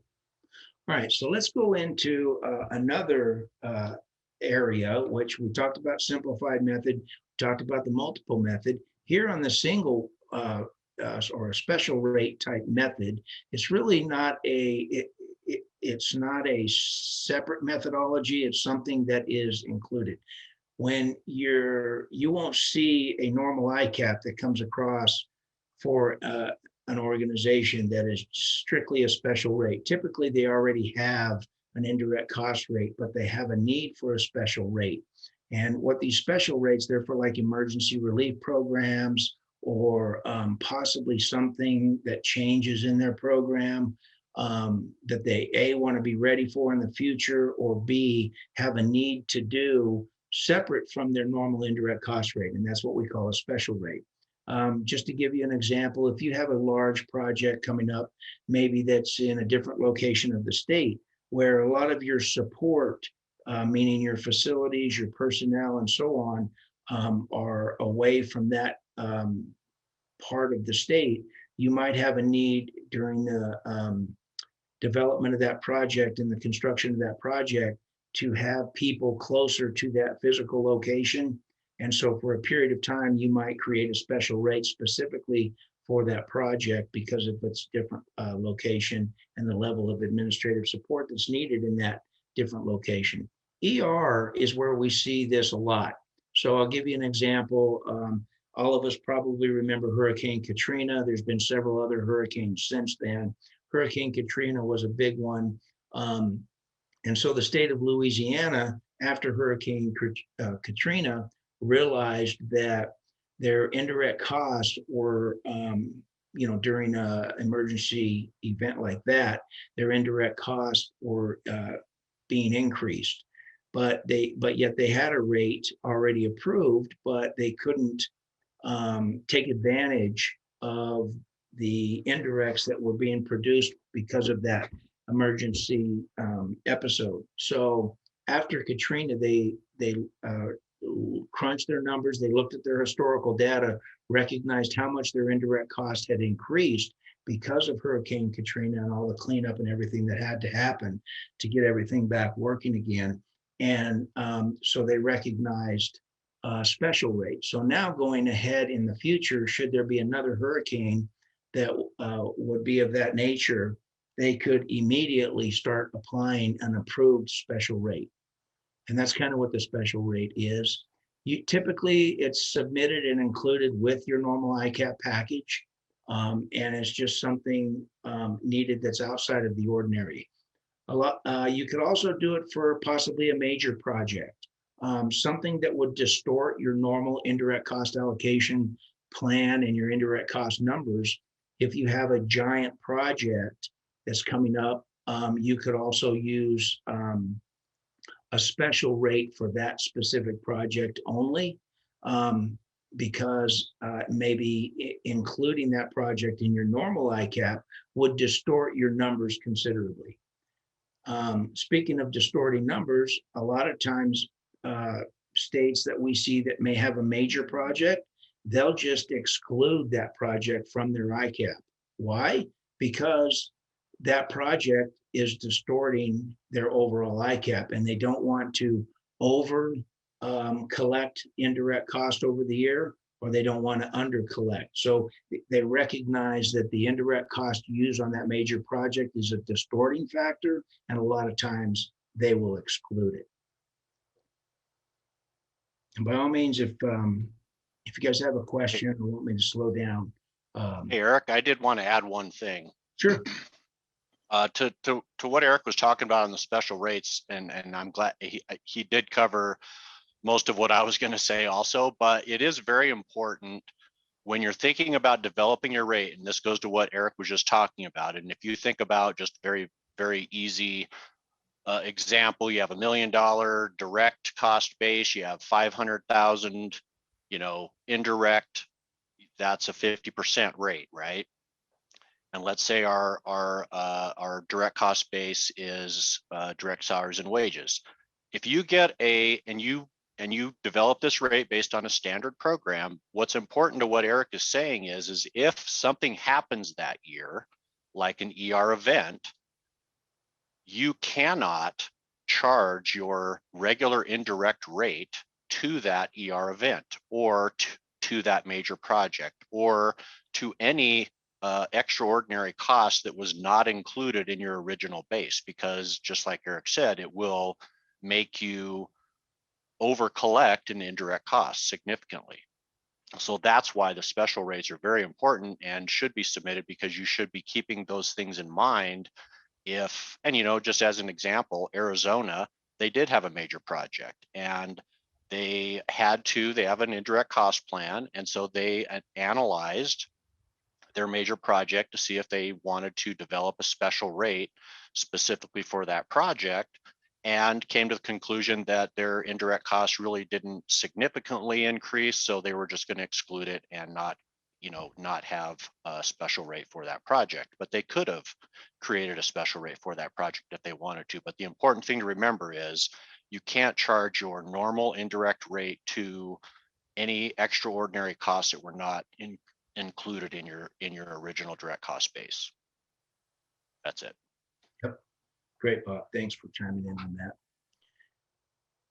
Okay, so now let's start getting into the types of indirect cost rates, and you can see, you can find all this in Appendix 7, but we're going to talk about all of these right here on the screen. We'll go through them individually, and we'll kind of show you an example of what the billing looks like going through. And while we're doing this, we're also going to start taking a look at, what do you do with under recovery, over recovery, especially when we get into these final rates and fixed rates and so on and so forth. So let's go ahead and kick that off. So let's take the provisional rate first. So typically on this provisional rate, it's what we call a temporary rate.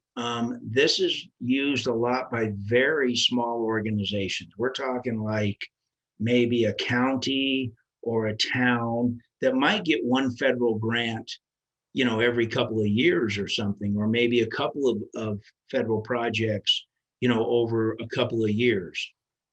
This type of rate is not something that a larger organization wants to use, and we'll get into the reason why. But it is a temporary rate. It's agreed to in advance. It's for that specific period. Typically, the organization's fiscal year is what we see. It's used for funding on an interim reimbursement, and it's pending the establishment of what we call a final rate, which is the next one that we talked about. I know Bob mentioned it before, but we talk about historical data with ICAPS. All of these indirect cost allocation plans that you're going to see can also and should also include any anticipated future costs. He talked about vacant positions, and by all means, if you plan on filling that position or any other type of thing that you can foresee in the future, those should be included in your indirect cost allocation plans. And that's what you should be looking for when you're developing or reviewing. But this provisional rate is, it's basically a temporary rate. And the reason why is it has to be adjusted at the end of that period.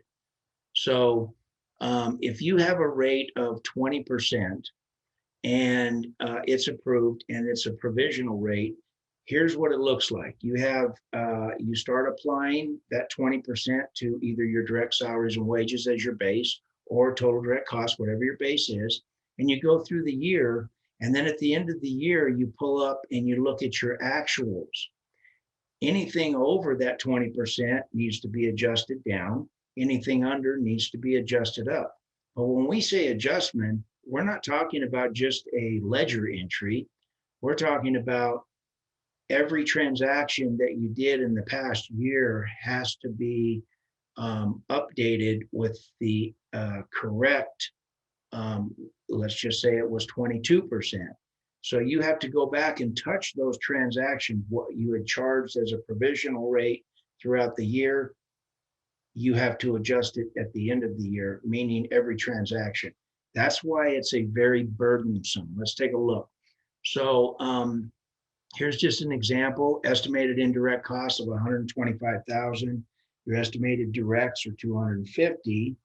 Okay, so you have an indirect cost rate of 50%. No problem. And then notice this last bullet here, it says record the actuals. Let's take a look at what the billing would look like on this. So, and again, we're using direct salaries and wages as our base. So under this scenario, you have invoices coming in, and let's say you have direct labor at 40,000. You have other direct charges of $1 million there. Your interim indirect would be 20,000. Why is that? Because 20,000 is 50% of your direct labor, and that's your base.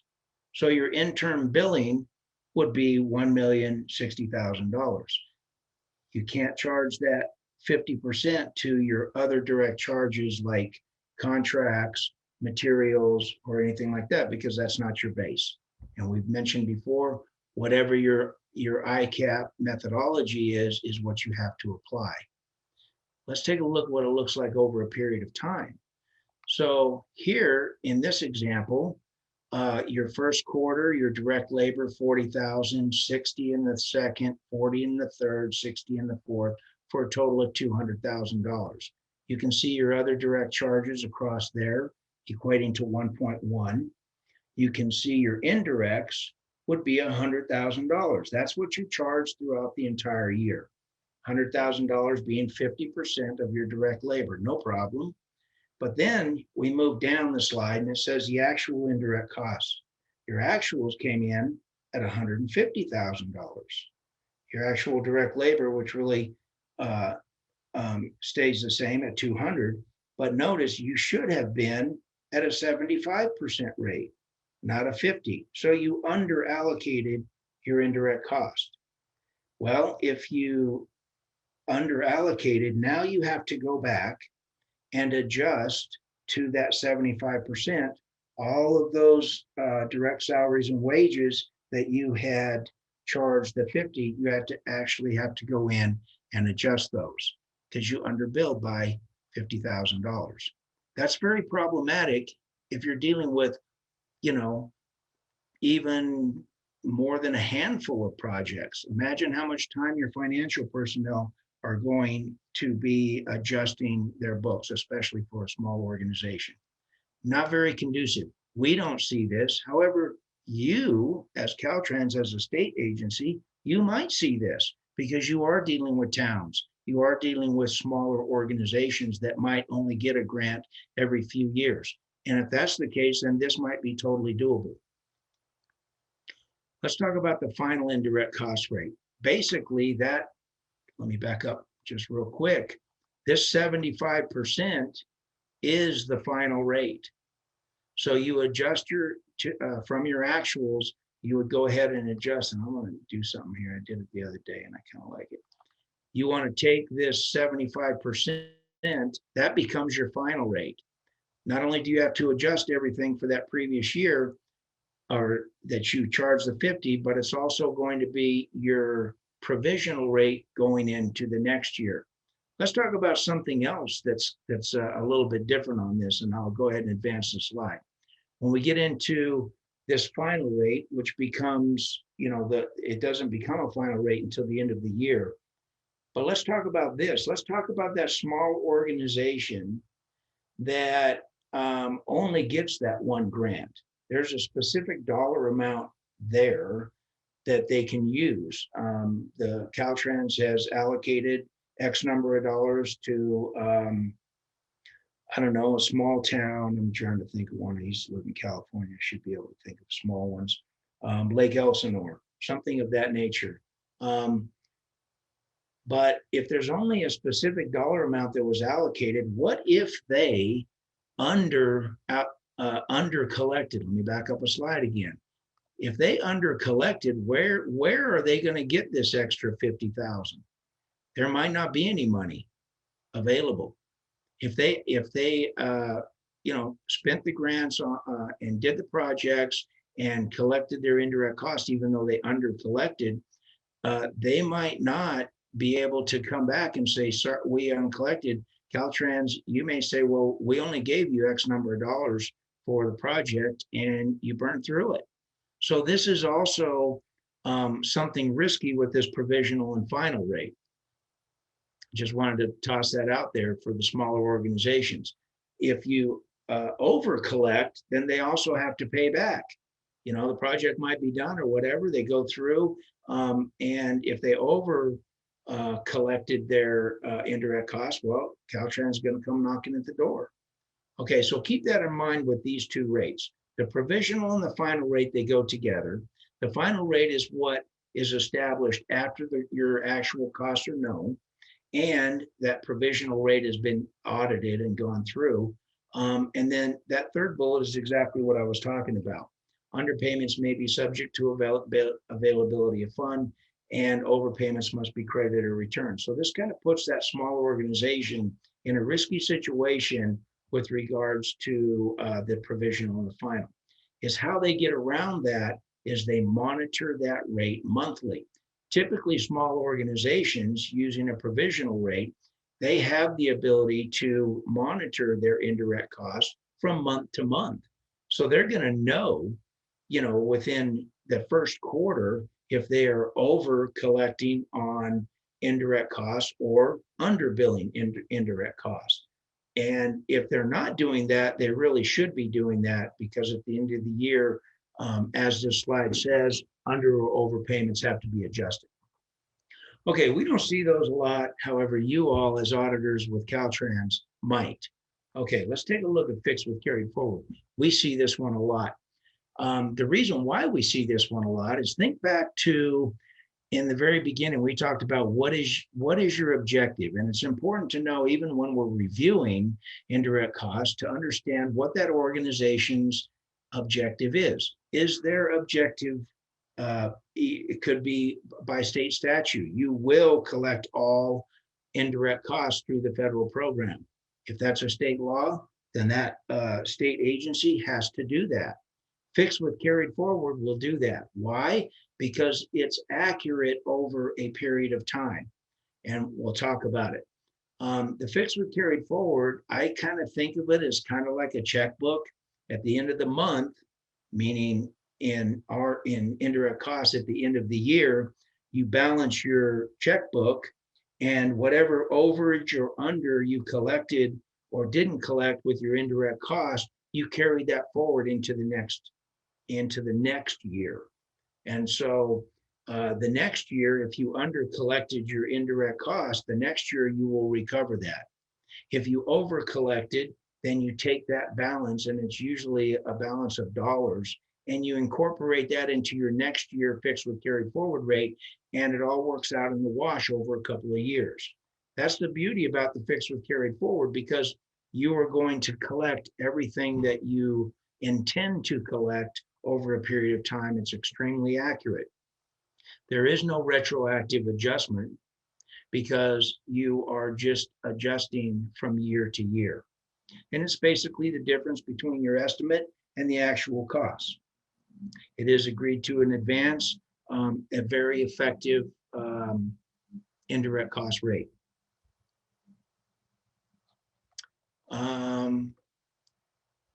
Here's kind of what it looks like. So this is kind of an old slide, but $1 million at 75% is $750,000. So on your final project, you had $1 million billed, your actual was $1 million, you're fine there. Other directs, 1.1 and 1.1 was your actual, no problem. But then we get into the indirect costs, you actually billed 750,000 and your actuals came in under. So you over collected on your indirect costs. You have a remaining balance of $250,000 there. So what happens to that $250,000? You show it exactly the way it's on the screen when your next carried forward package, when you develop it, you show that last year we over collected, and so we're reducing our indirect costs as a whole by $250,000. And that's exactly how it works. It's not done by a percentage, it's done by the dollar amount. And that's the amount that you would carry forward, is that negative $250,000, which would reduce your, the upcoming year by that dollar amount. So that's how it kind of works out throughout the period. Any questions?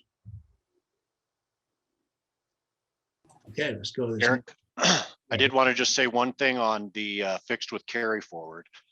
And we probably just need to add a bullet on the previous page, is that this has to be done on an annual basis. So we have to approve a fixed with carry forward every year. So they have to develop a plan every year. And just like Eric said, that because I have heard people want to do a fixed with carry forward over multiple years. And, we don't do that. It's looking at an annual period and looking at creating your estimates based on an annual period, billing it, looking at your actuals based on that annual period, making the adjustment into the next year, and, you know, billing the next year. So to burden, this is a little bit more burdensome, and this will be why the next one's a good one, is because this is done every year, just like the provisional and final is also done every year. Yep, great point, Bob. Yep, that's right. ICAPs are no small activity, especially if you're using a fixed with carried forward. Like Bob said, you've got to revisit it every single year. But here we move to this predetermined rate. It's a negotiated rate. By the Before way, you move on, Eric, you do have one hand raised. oh, okay. I'm sorry. I'm not looking at that window. Jonathan, if you want to go ahead with your question. Please. Okay, great. Let's see. So back to the fixed with carry forward, I just wanted to clarify that the billed amount, so it was our understanding that you apply the rate to the actual base. So it's the estimated recoveries just for that equitable allocation, so that the ability to bill doesn't impact that carry forward. Let me try to understand. So you're absolutely right. You bill your rate throughout the entire year to your base, whether it be direct salaries or wages or total direct costs. Now, what was your question? I'm trying to understand. So the question was, it just has the title billed, but basically it's, you apply the accepted rate to the actual base to come up with the estimated recoveries compared to the actual indirect costs, so that it results in an equitable allocation regardless of the entity's ability to bill. Yes. Is that correct? Yeah. So when we say applied, when we're talking about indirect cost, the actual rate up here, the 75%, that's the amount that was actually applied or technically billed to each, a direct, direct cost, whatever your base is throughout the whole year.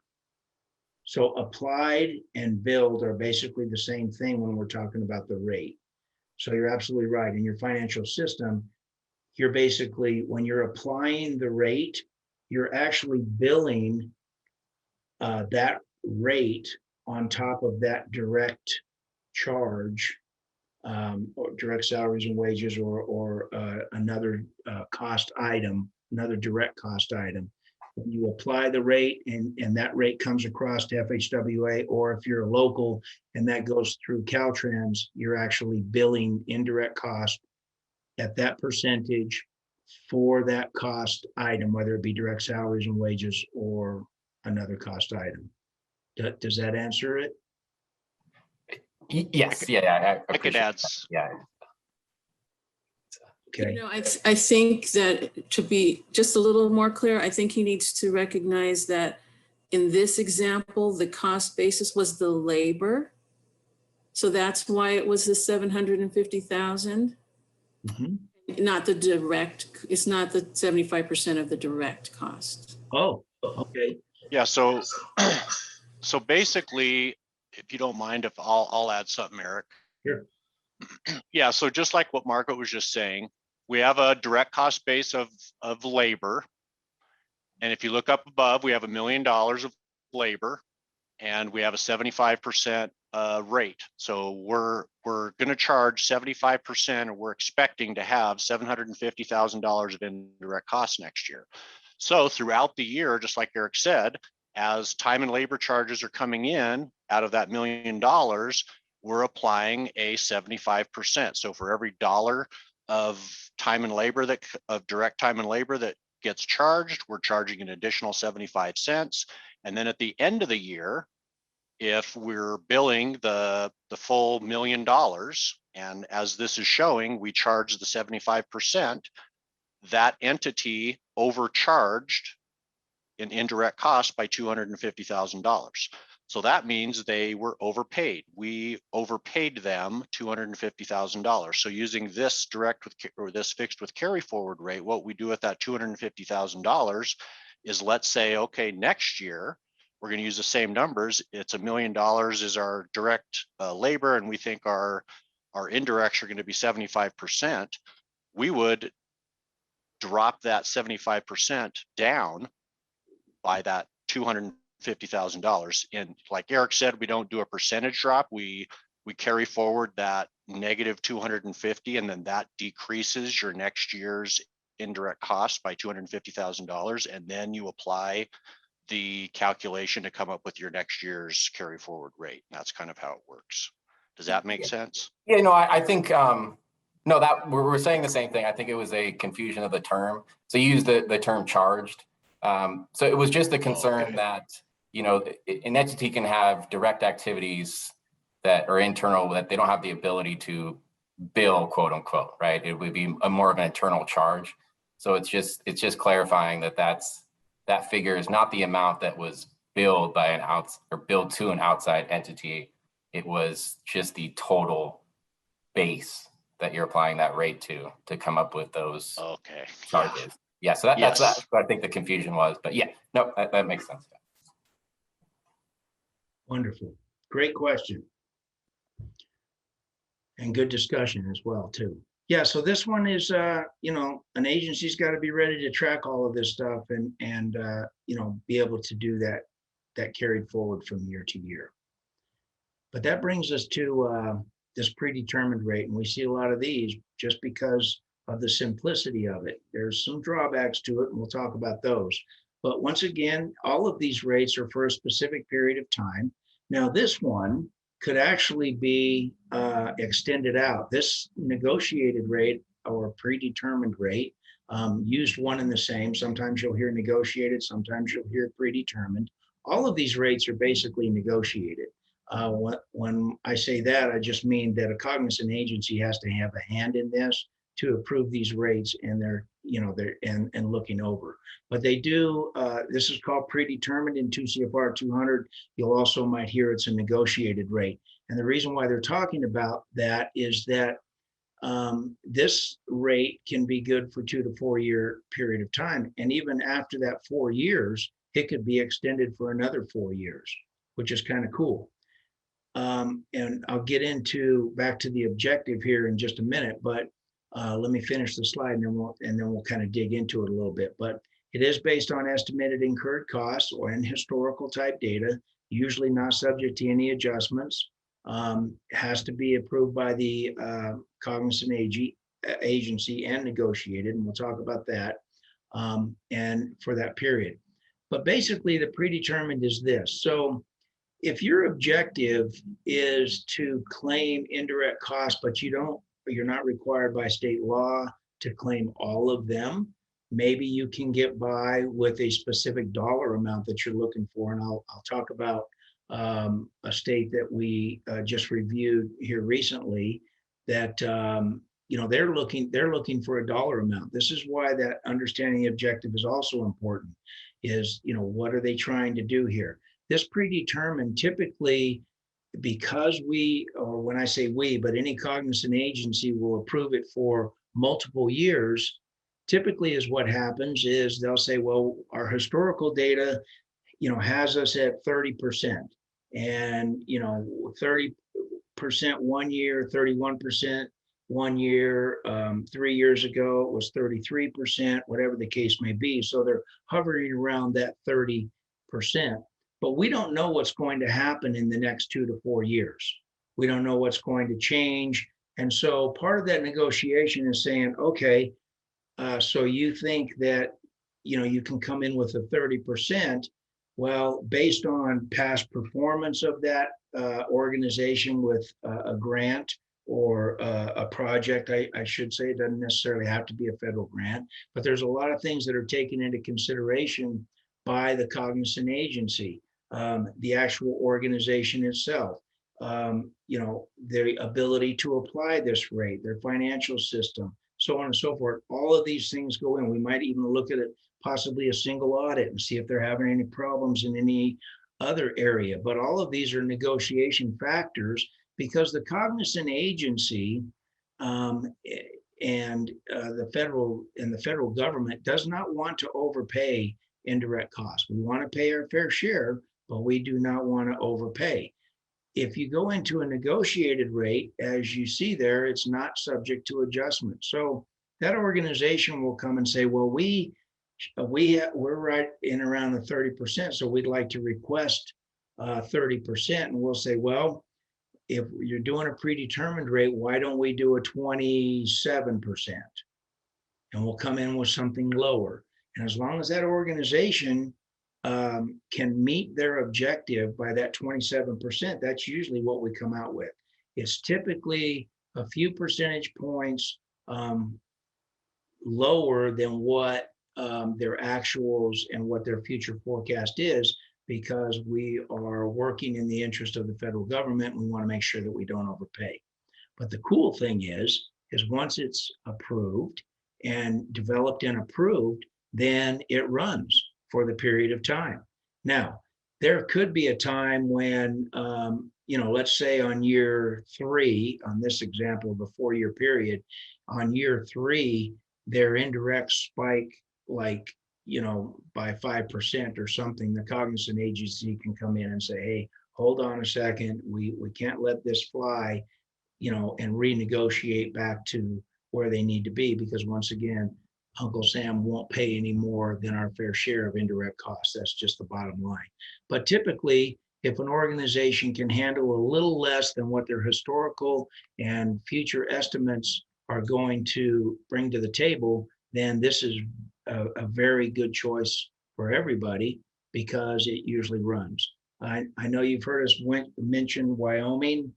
You've heard us mention Vermont. Those are all predetermined rates. We have a lot of predetermined rates across the board because state DOTs don't want to revisit this every single year, and they come up with something that their organization can deal with, and they go with it. And so the ease of application and maintenance of this specific type of rate is very beneficial to everybody. So that's the predetermined rate. And it can be extended. Wyoming's, I think, has been extended. They might be even coming up on their 8-year mark.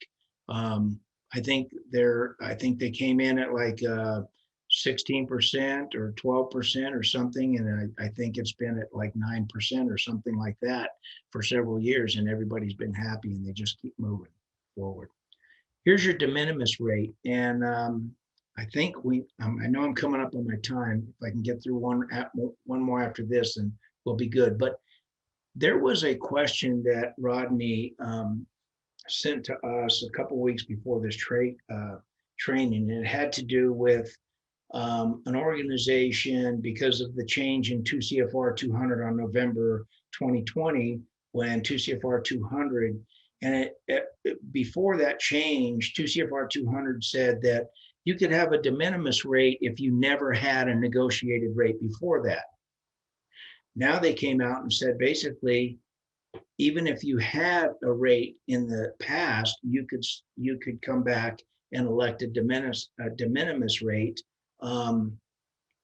if they choose to do so. And the question, and I'll try to summarize it real quick, but the question came across from or into Rodney's office and then on to us is, what about, what if an organization wants to bounce? What if they want to say, well, we did a predetermined rate last year and it's expiring, so now we want to do a de minimis rate. And then, maybe the next year they say, well, that was cool, 10% wasn't enough, so we want to, just basically bounce back and forth. And the question was, how are those carried forwards and stuff like that worked? And basically, in a nutshell, and we covered it in one of our slides, I think earlier today, but talking about the federal government, collecting any overpayments or unallowed costs or so on and so forth. But basically the gist of it is there's just a ton of regulations out there that basically say, sure, they can bounce back and forth if they want, but let's say they had a fixed with carried forward rate. And at the end of that period of time, like the slide showed, they had over collected $250,000, and now all of a sudden they're raising their hand and say, we want to do a de minimis rate. Well, that $250,000 still has to be recollected. And that's the bottom line. Sure, if they want to bounce back and forth, if that's what they want to do, but you can't leave any uncleaned, you can't leave the milk spilled on the table and go on to the next rate and forget about whatever happened. If there's a balance there, you know, a negative balance that you're owed to the federal government, you are going to have to clean that up, even if you go into this de minimis rate, which a de minimis rate is just a straight 10% rate. It's doesn't really have any negotiation to it, but the difference is it's applied to a modified total direct cost. And you can look that up, and I'll kind of go through what a modified total direct cost is a little bit. It's basically the criteria for a modified total direct cost shrinks dramatically compared to some of the other direct cost bases that we've talked about. But basically, it's all direct salaries and wages. It could have some fringe benefits in there, materials, supplies, services, travel, subawards, subcontracts, all of that up to the first $25,000 of each subaward or contract, regardless of the period of performance or the subaward under that award. But it excludes things like equipment, capital expenses, rental costs. Okay, that's a big one. Any tuition, scholarships, fellowships, some of the other things that would normally be included in a direct cost base, or I'm sorry, in an indirect cost pool, have to be excluded using this modified total direct cost methodology. So there's some strings to it, but we see a lot of small organizations doing this. And you can kind of look it up and read about it, but it's a pretty good thing. It's allowed a lot of small organizations to start to get in on the federal government assisting with their indirect costs. So I think it's a good thing. Let me just see where I'm at real quick with the slides. Narrative cost allocation. This is kind of something a little bit different. It's not really where you use a rate. It's where you develop a narrative allocation plan and explain how you're going to equitably allocate your indirect costs across your program. Some examples: a long time ago, Vermont had one. Caltrans, you all had one way back in the beginning that had to do with your local public agency coordinators. Instead of all your local public agency coordinators recording direct time spent on local projects, you pooled all of those local public agency coordinators into an indirect cost pool and used a narrative to explain how you were going to allocate those indirect costs across your local public agency program. So this is the last type of indirect cost, and I know I'm out of time, so maybe I'll go backwards on that. Let's stop here for the day.